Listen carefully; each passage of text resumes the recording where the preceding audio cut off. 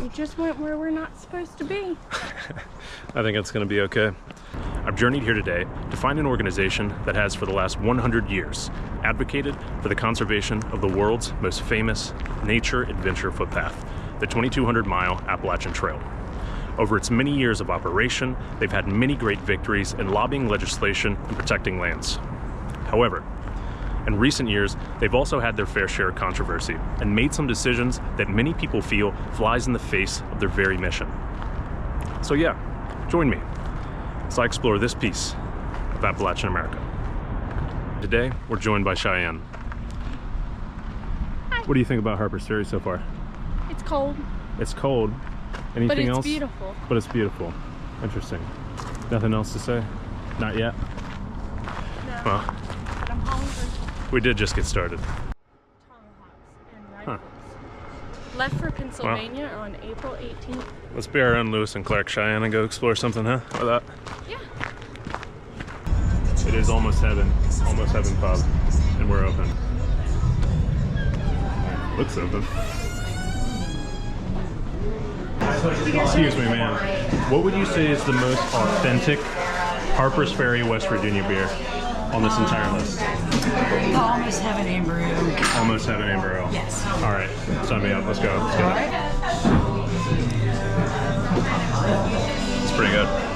I see why they call it Almost Heaven. Okay. The American president, Thomas Jefferson, said, "This town, where the mighty Potomac and Shenandoah rivers meet, is so beautiful that it's worthy of the voyage across the Atlantic Ocean alone." Well, what do you think? Would you brave months at sea to step foot in this small mountain town? Many of you are probably thinking, absolutely not, and that's okay. But you don't have to. We'll explore it together. Let's go. Wow. Being on these streets is almost like going back in time.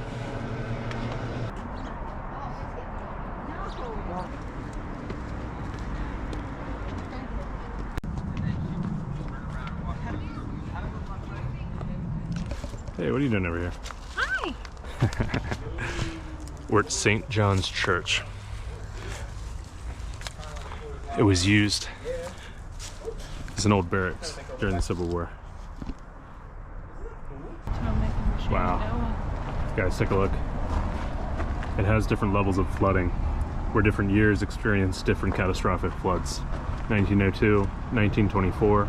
As you move up, you can see how far the water level goes, all the way up. In 1936, which is the top one, I know that's hard to see, the water level was all the way up there. But that's probably 10-15 feet above me right now. It's higher than the railroads. It's higher than the railroads, yeah. Formed in the mid-1920s, the ATC, or Appalachian Trail Conservancy, initially went by the name the Appalachian Trail Conference, which started as an inspirational article written by a man named Benton MacKaye, eventually formed a conference where MacKaye presented his revolutionary ideas and gained the support needed to lay the foundation for the Appalachian Trail. After many years and thousands of helping hands, the project became a success, and what we know today as the Appalachian Trail was born. So, what's the problem? Is this not a story of human ingenuity, of incredible work ethic to make something bigger than all of us? Well, that may be true, but not everything has a storybook ending. You know, West Virginia has been mocked and caricatured over the years, viewed as uneducated hillbillies with bad hygiene and banjos. Probably from old TV shows and movies like Deliverance. But is this really true? I've got to say, so far, I've had a great time in West Virginia, and despite what I've heard, pretty much everybody seems to have all of their teeth. Hi, what's your name? I'm Ranger Dan. Ranger Dan, nice to meet you. My name's too. Chandler. Nice to meet you. So what do you do around here?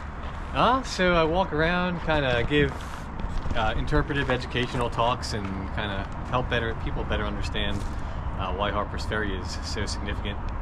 Okay. And why is it so significant? Well, there's a whole bunch of reasons. I think John Brown's raid is probably the biggest reason. And then we have Civil War battles here. This is kind of a precursor to the Battle of Antietam, which leads to the Emancipation Proclamation, which leads to the freeing of all slaves in rebel territories. Okay, gotcha. It's also the site of, before that, it's the site of one of the 2 federal armories in America. So this, along with the Springfield, Massachusetts Armory, produced most of the weapons for the United States military up until around the Civil War. Do you do classes, or do you just... So in winter, not so much, but in the spring and fall, we do a lot of field trips. Wow. And then for the rest of the time, I do kind of... Field trips for the kids? Yeah, so mostly like middle school Okay, age. gotcha. And how long have you been in your position here? I've only been here since October. October? And then so most of us are seasonal. We move around every 6 months or so. Okay. Where were you before this?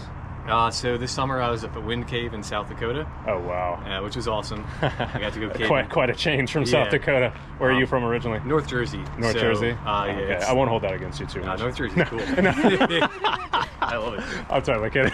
I know.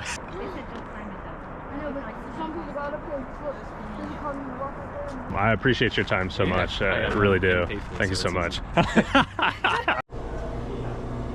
This is the Union Commanding General, Ulysses S. Grant. Over my life, many people have called me or thought I was similar to Ulysses S. Grant. Rugged, handsome, natural leader. What do you think, Cheyenne? I think you're full of BS. Oh well. Definitely didn't know that everything shut down at about 5 and they started towing cars. That's okay. We just found out that they have a restaurant and bar attached to this hotel, so we're gonna make the most of it. And we'll pick it up tomorrow.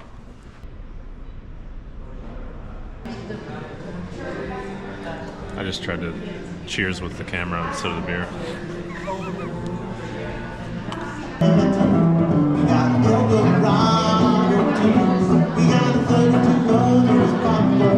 I didn't expect this day to turn into a night of drinking, but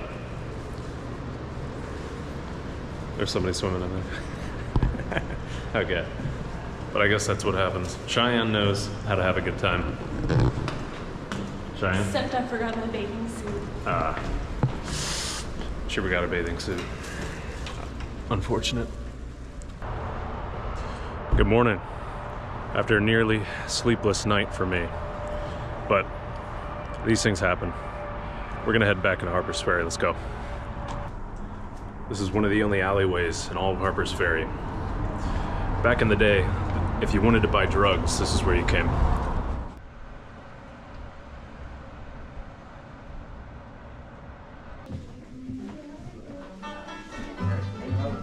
How did you find yourself here, and what do you do here? Well, this is my third career. I've always done research. I was an academic for a while too, so it's really just sort of part of what I do is research. When I started researching candy though and sweets, it was amazing because it was so unexplored, and it really is about North American people and how we lived and why it mattered. So yeah, and I'm a cultural researcher, and I love researching about people, and this was just like right where I wanted to be. I mean, every kid's dream is to grow up to be in a candy shop, right? Yeah, little do they know candy began as a medicine. No. And yeah, all the way through history, yeah, it came out of the apothecaries. Did you know that? Because I definitely didn't. Candy started as a medicine, and in fact, we have the teas over there because they were the botanicals, and the botanicals became the medicines, and the medicines became the candy. And part of the essence of the value of the candy was sugar.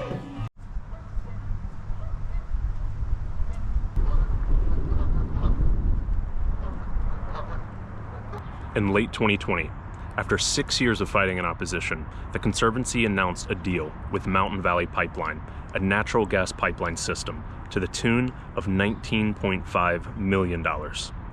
Picture that.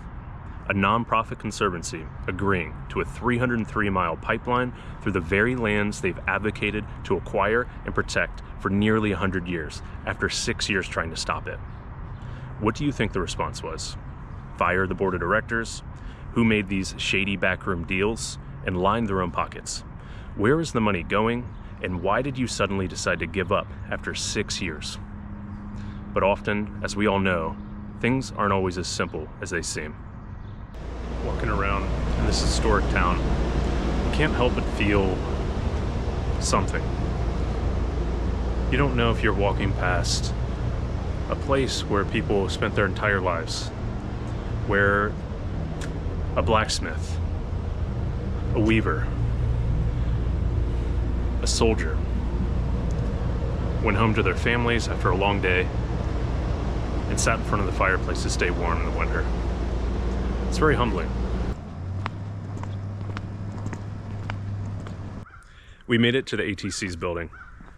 This is also known as the psychological halfway point for those who are attempting to hike all 14 states of the Appalachian Trail in one calendar year, which is also known as a through hike. I hope to make it to this very spot later this year, as I'm attempting to hike the trail myself, starting in Georgia in March. Let's head inside and see what it looks like.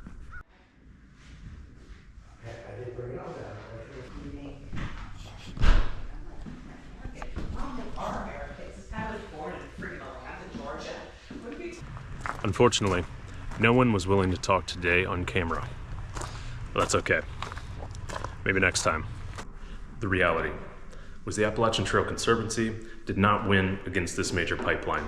Even after 6 years of fighting in opposition, the pipeline was already in construction, and before they even reached an agreement, it was nearly 80% complete. The criticism of their decision can be viewed as both fair and justifiable. Many people wanted them to go down with the ship and fight until the bitter end. What the board eventually decided to do was make the best of a bad situation. There are dozens of pipelines crossing the AT already, and hundreds of power lines over the 14 states the trail stretches. The money from this pipeline they couldn't stop could be used to prevent future encroachments on the land the Conservancy advocates for. It becomes difficult to blame them for the choice that they made.